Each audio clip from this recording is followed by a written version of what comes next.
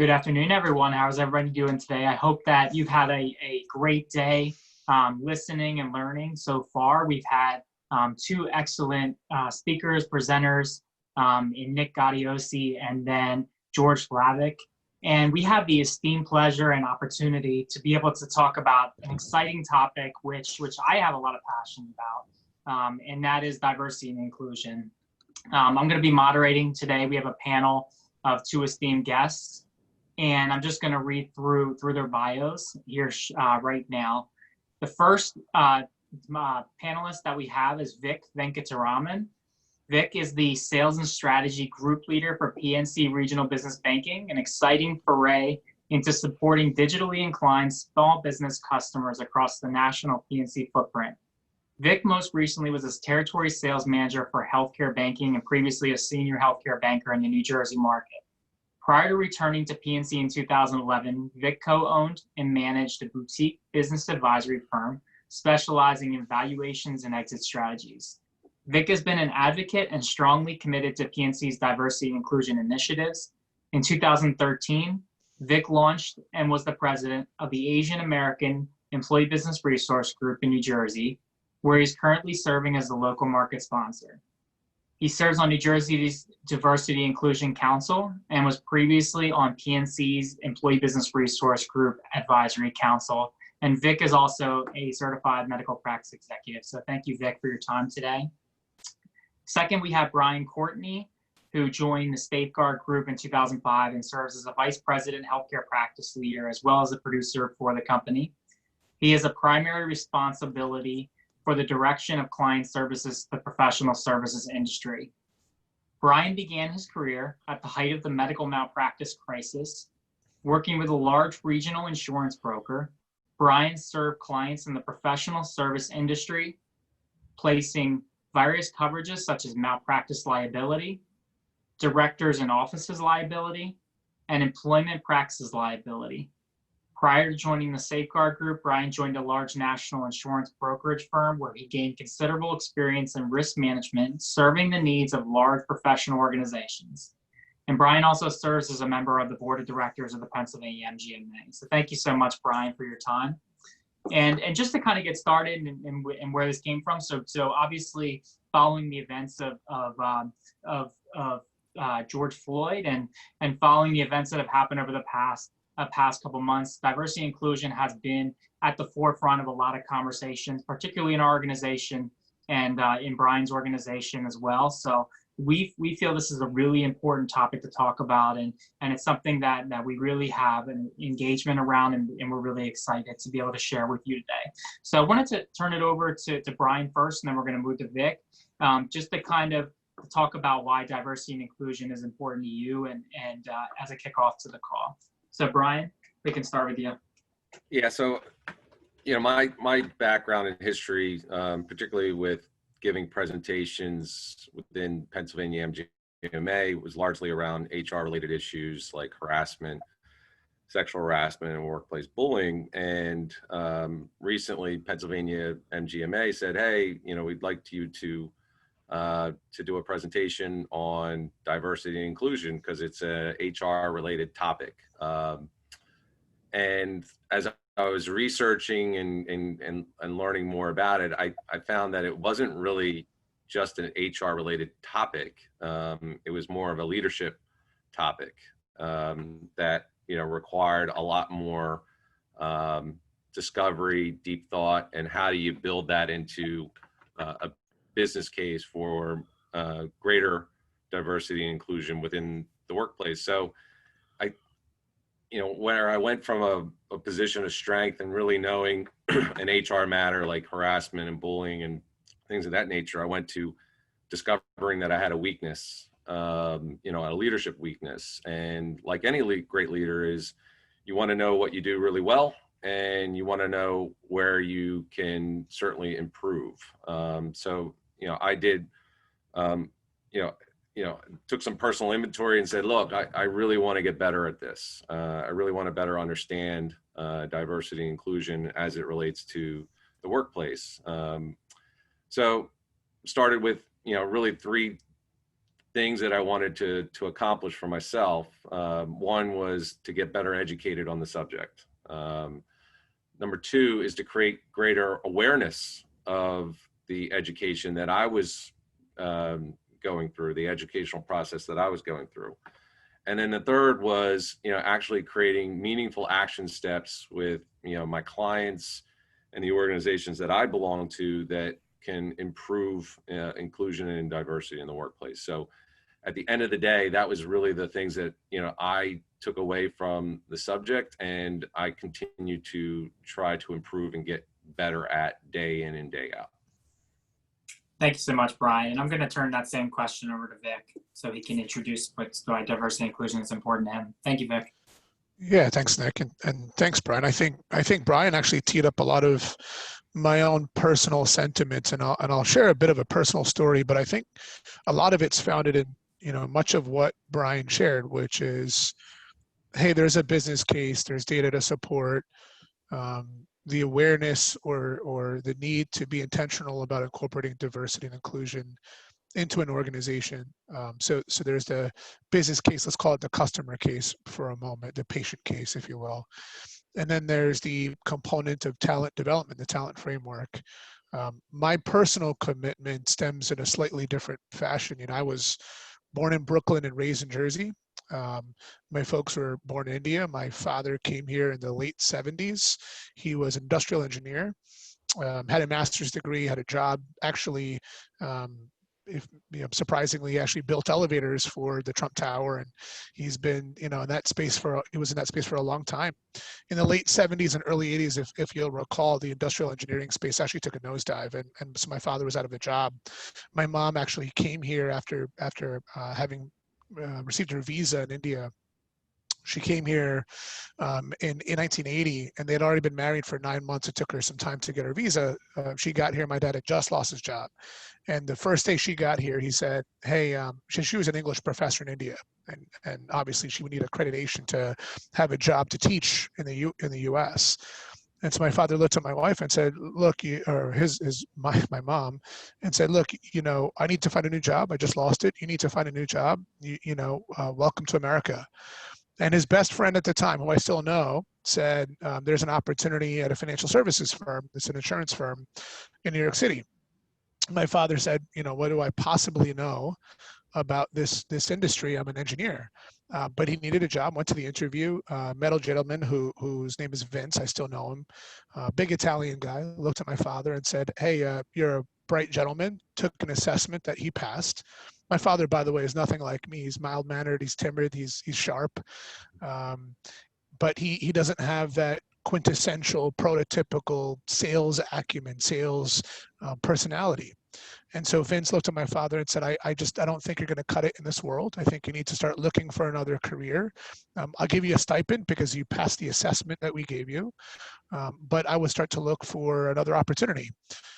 My father retired as a senior partner from that firm 30 years later. He built the first financial services agency in Park Ave in New York City. He worked tirelessly. I never saw him. He left at 4 a.m. and from central New Jersey, took the bus into the city and came back quite late. And over time, as I started to grow a business of my own and my father started to work with me rather, I realized that there were opportunities to support his own development, right? I realized that my father wasn't great in front of a large group, that he couldn't speak in front of a large audience. He wasn't great in seminars, but he had other skill sets that were incredibly powerful and tangible that were important to build a reputation with customers in the communities that we served. And so when I take that back to my professional experience in a large banking organization, which I think is actually in many ways directly applicable to all of you in the practice environment, be it a small office or a large group, I think the reality is that there's both a component to identify talent that can bring in the business case, right, that can bring in and support the set of customers or patients in the communities that we serve and have a lens into that. There's also the need to invest our time in developing talent that may actually have a diverse background, have a diverse set of perspectives and ideas and professional experiences that quite honestly may actually elevate the nature of the practice, elevate the nature of the group. Someone like my father who I think ordinarily, even I today, having not known my father and not having been raised in that household, may not have looked to that type of talent to hire. It's having that lens. And then what do we as leaders in an organization do to inspire that talent, to develop that talent tactically and actionably? As Brian noted, what is our plan to actually invest into them to support their development so that ultimately we can be better stewards of that patient experience? So that's my personal story. That's why I've been largely invested in this part of the space within PNC for quite a bit of time, and it's on a voluntary basis. I think it's meaningful for all of us from those same lenses, a business lens and of course a talent development lens. So hopefully that helps, Nick. Thank you so much, Vic.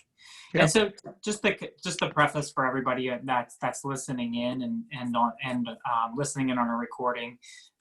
If you have a question that you'd like to ask, please type it into the chat box so that we can be able to address those. We do have a couple preset questions that we're going to be asking, and Brian and Vic are going to be talking through those, and they're applicable.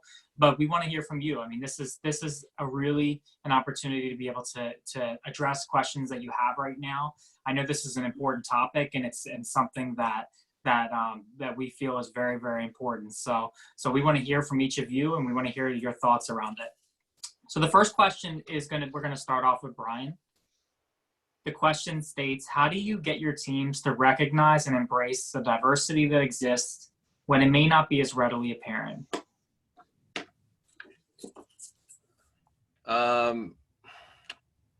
That's a really interesting question. It's very difficult for me to address specifically. How do you get them to understand? If you could repeat the question again, Nick, that would be great.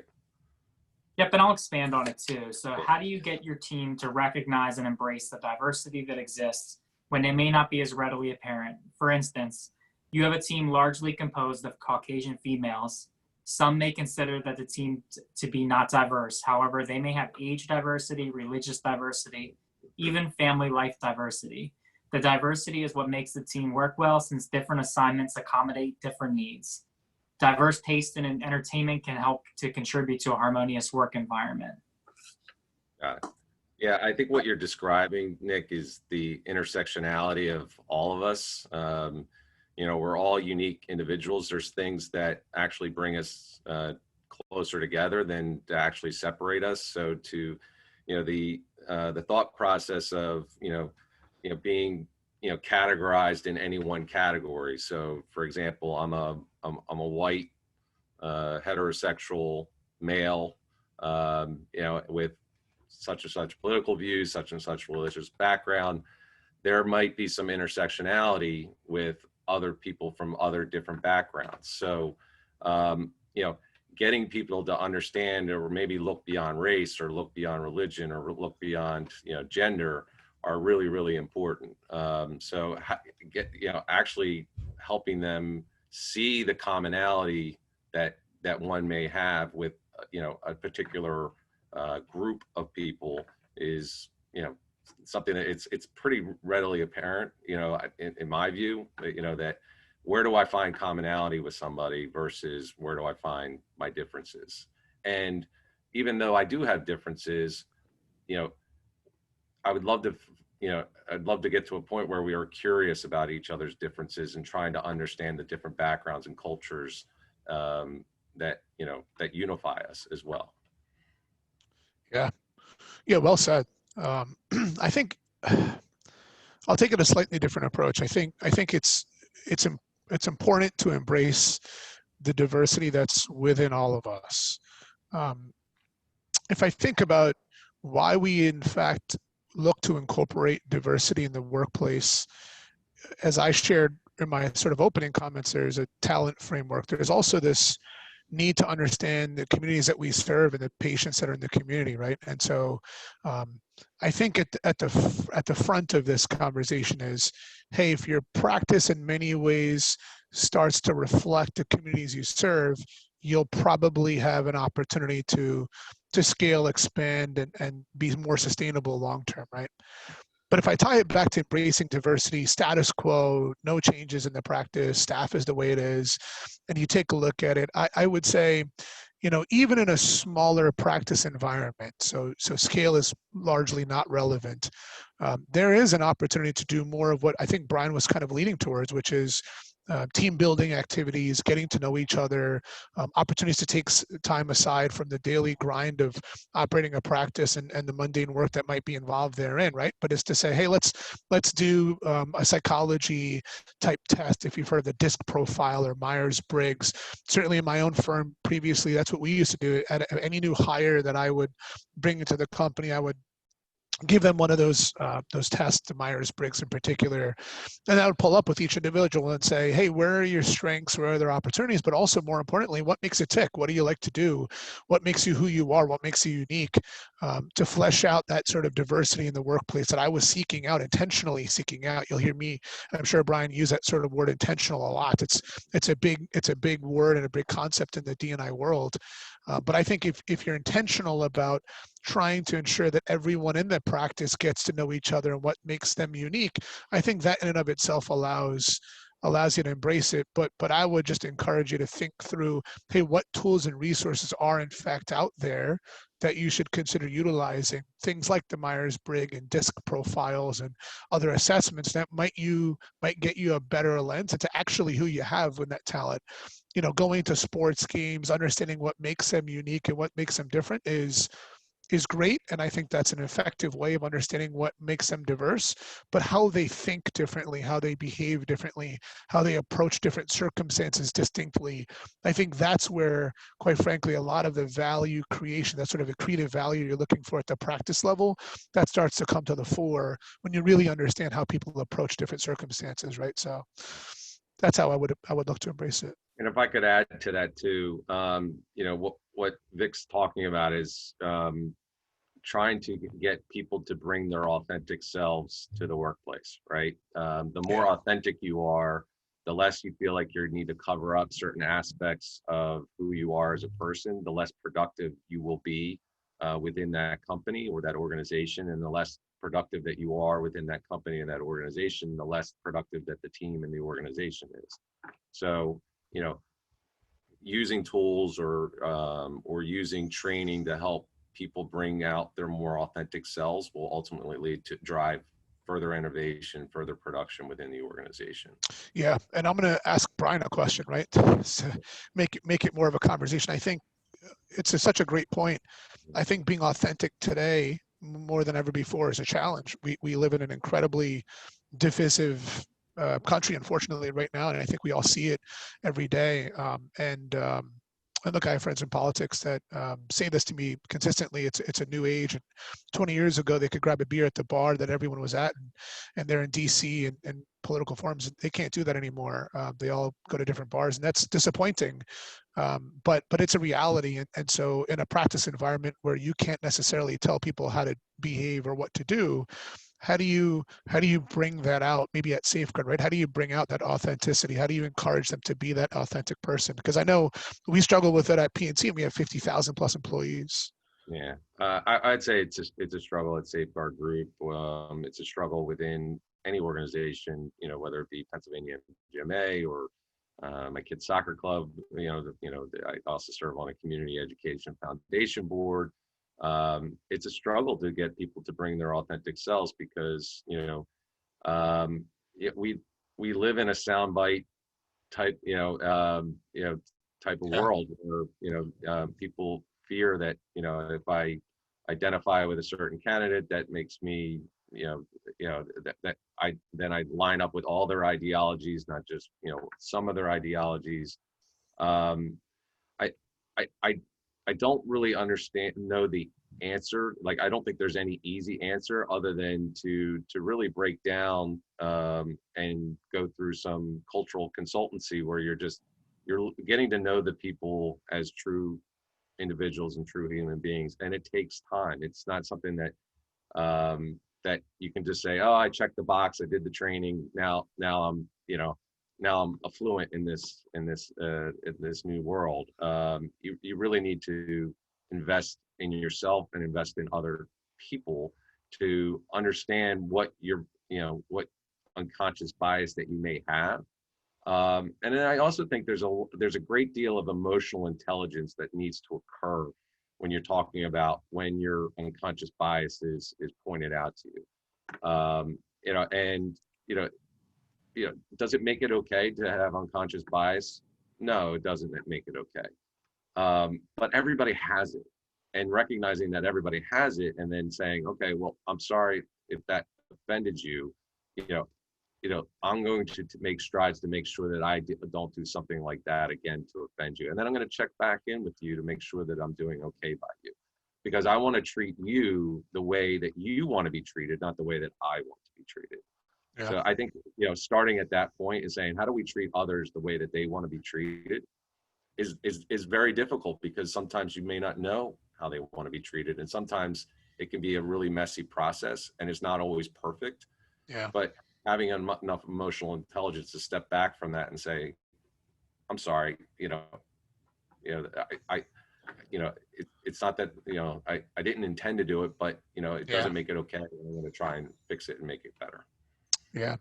Yeah. As leaders, right, in an organization, it's that bringing our authentic selves to work is, I think, is powerful. And, if we self-reflect and realize that, you all as administrators or the docs in the group who may be partners and leaders themselves and be more of an influence in the staff culture and the organizational culture.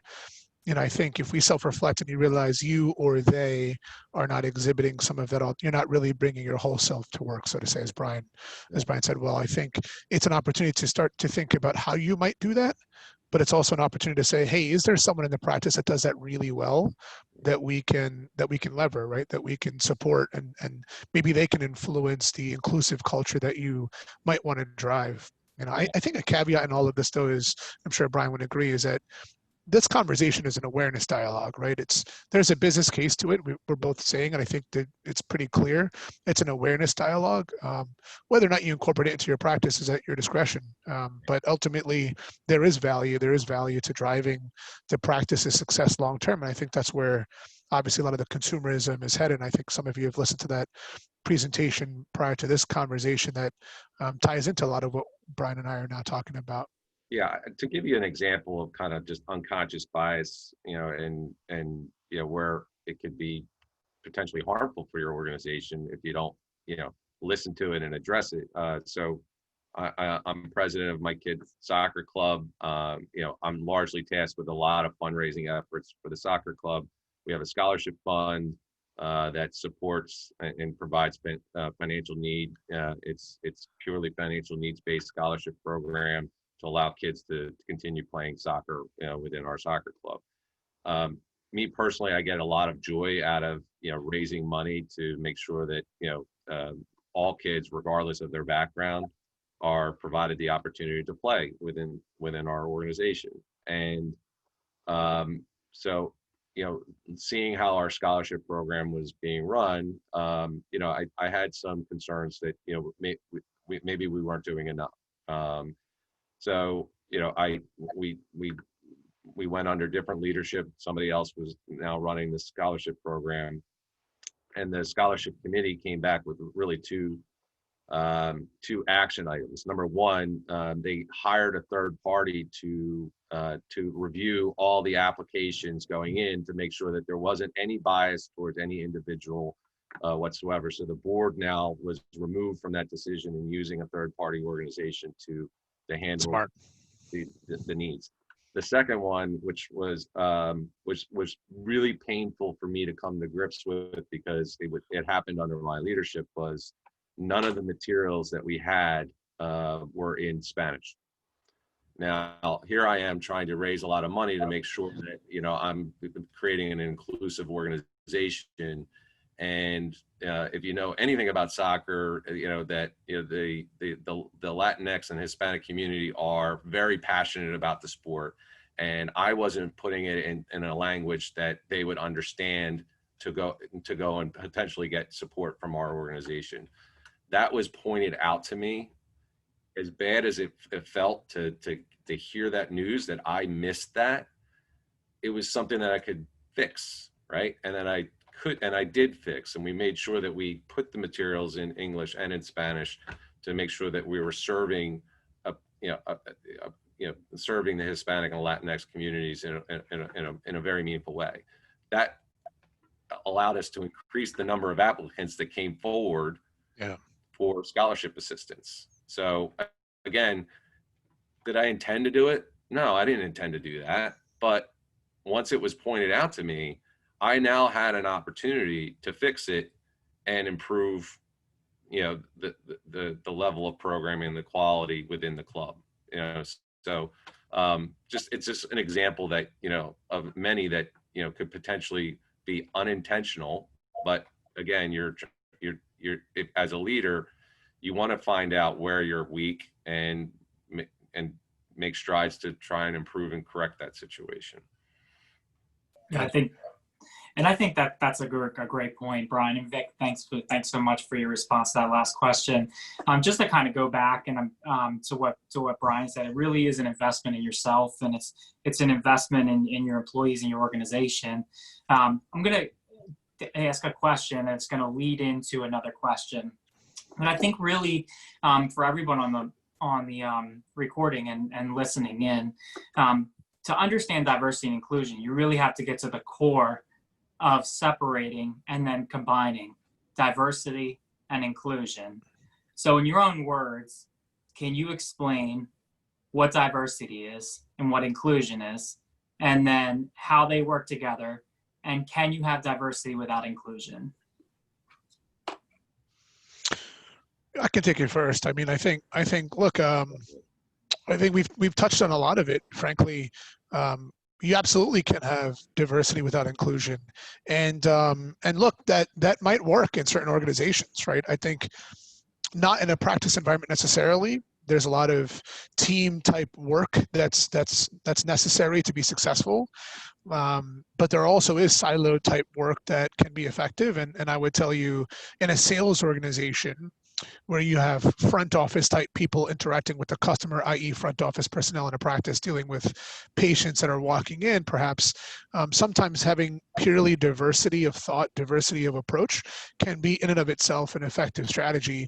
I think it's enhanced to a greater degree when you can incorporate inclusive thoughts or inclusive practices into the office. It's just a function of how you do that. And we sort of touched on it. How do you embrace that sort of D&I lens? What kind of things can you incorporate?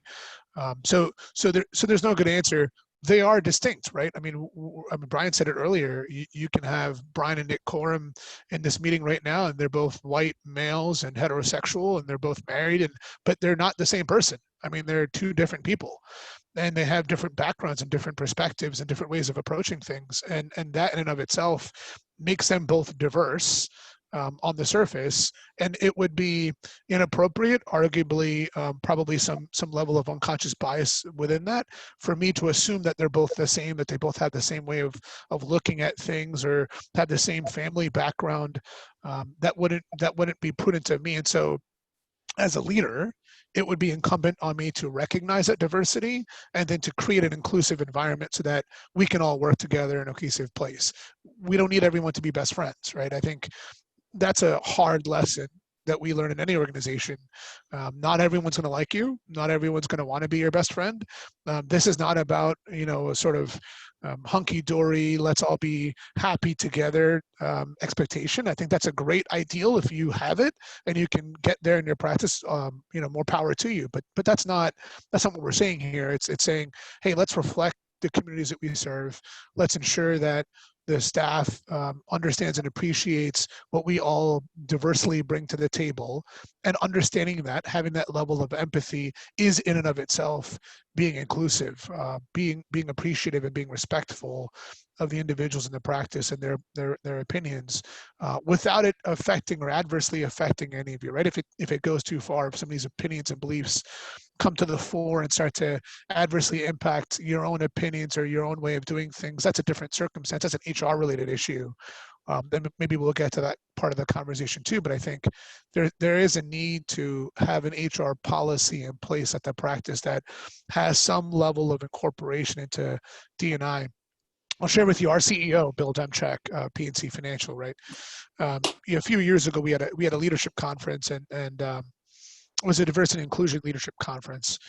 And somebody in the audience asked him, whether when he gets in front of the board of directors at PNC and some of our larger stakeholders, whether he has a conversation about finance, about the asset-based lending group, about wealth management, and then he also separately has a conversation about what PNC is doing from a diversity and inclusion perspective. I found his response actually to be something that's resonated with me quite a bit over the years, and it was simply that D&I should be part and parcel to everything that we do. Right, it's a component in what decisions we make with our marketing strategies, as Brian just sort of indicated in his fundraising efforts. How are we ensuring that we're being diverse in our thinking and being inclusive in our thinking when we try to do simple things like fundraise? So in a practice environment, how are you attracting the patients in your communities? What are you doing to foster that inclusive environment, right? And so every part of the conversation, even I'll go on a tangent here. When I took the CMPE exam 3-4 years ago or so, there was a question in the exam. It was an open-ended essay question at that time.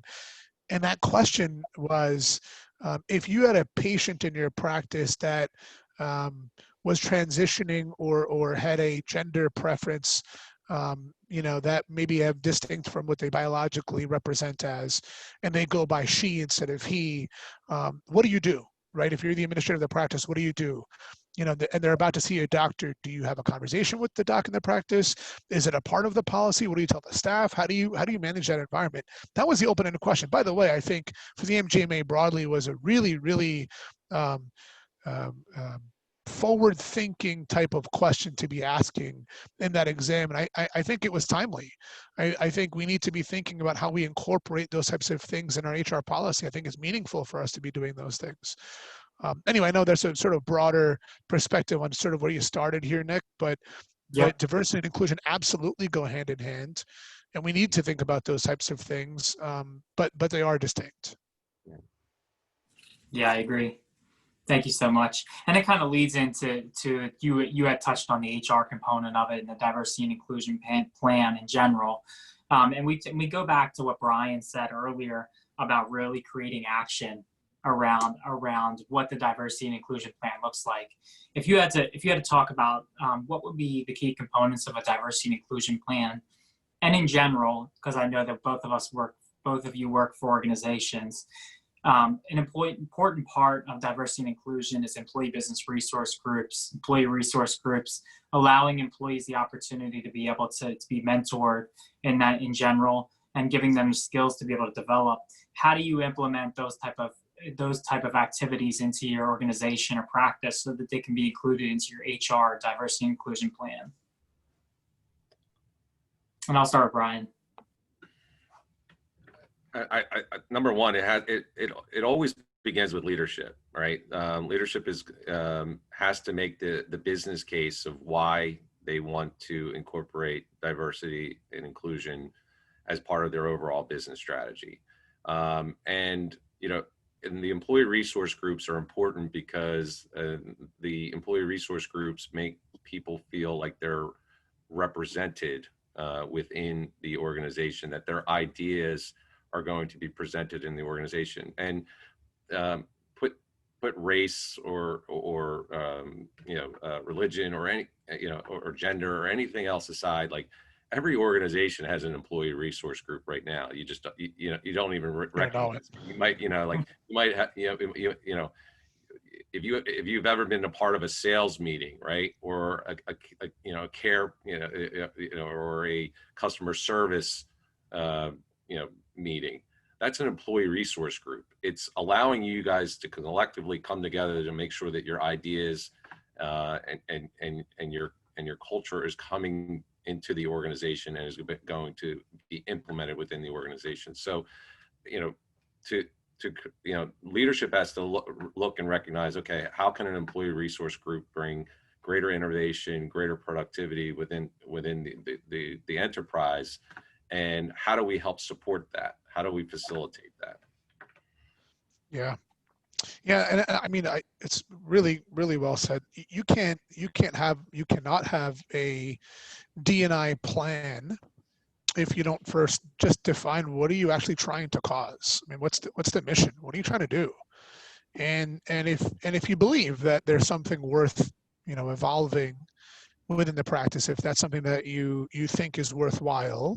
And look, I mean, candidly, we've talked about the data. The Harvard Business Review put out some research many years ago that's fantastic around this topic, and I'm sure, I can maybe share some of that with you, Nick, offline, that you can share with the group.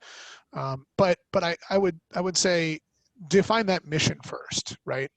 And if it is in service of the patient community, if it is in service of, I think, for example, there's an oral surgeon that I was talking to a couple of days ago, and his referral sources are how he gets his patients. It's not a direct to patient model, right? And so for him, as a specialist, he was looking for the connectivity with other dentists, quite honestly. And so that conversation was, how do you expand the diverse set of dentists that you're talking to?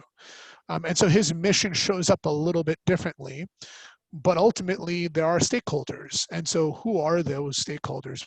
For us at PNC, those stakeholders are pretty simple. We have our employees, we have our customers, and then we have the communities that we serve.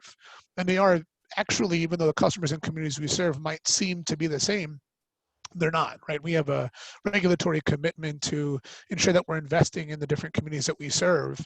And we can't be biased in terms of what investment dollars we put into certain parts of the community. And so we've identified those as our three stakeholders. And so what commitment do we need to make to those constituencies so that we can appropriately support them?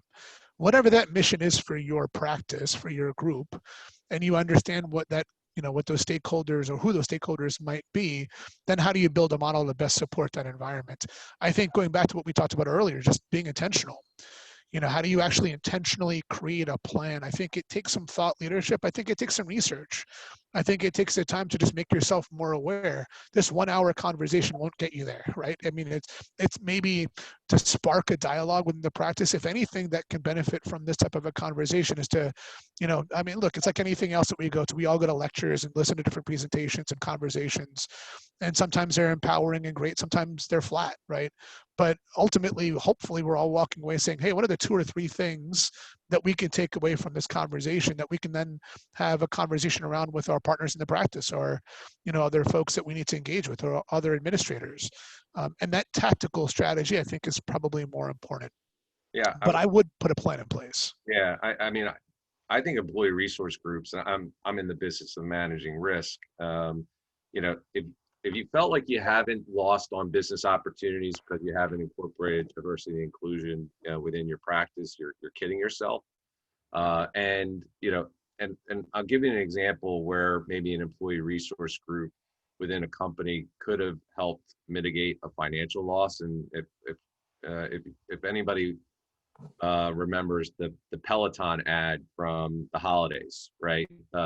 It was an ad Disaster. that they were targeting to women to buy the bike and get it for the holidays, and it was a disastrous ad campaign that ended up costing the Peloton corporation, I think it was $1 billion loss on just that one ad alone. Which, and Brian, maybe just for perspective, right? That Peloton ad, to your point, right? It was a gentleman buying the Peloton bike for his wife for her birthday, right? Basically saying, hey, maybe you need to work out, and there was a lot of, there was a lot of backlash. A lot of backlash. The Twitter world went crazy. Yeah, so maybe, and I'm just suggesting that maybe in an employee resource group that was consulted on the ad itself, and to say, are we hitting the mark with this ad, or do we need to make some changes that are trying to hit the demographic that we're trying to hit with this